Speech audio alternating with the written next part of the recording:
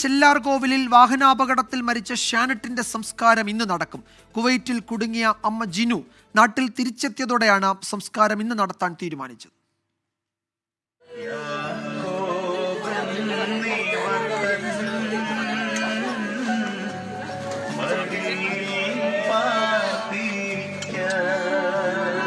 ചേതനയേറ്റ ഷാനറ്റിന്റെ മൃതദേഹം ഒരാഴ്ചയായി മോർച്ചറിയിലായിരുന്നു. അമ്മ ജിനുവിന്റെ വരവും കാത്ത്.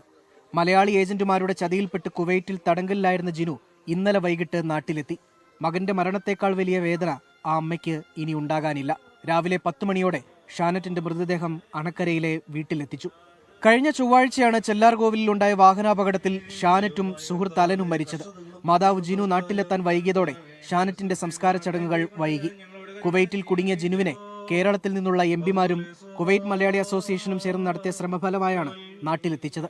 പൊതുദർശനത്തിന് ശേഷം വൈകിട്ട് 4 മണിക്ക് അണക്കര 7-ാം മൈൽ ഒലിവുമല യാക്കോബായ പള്ളിയിൽ ഷാനറ്റിന്റെ സംസ്കാരം നടക്കും. 24 ഇടുക്കി.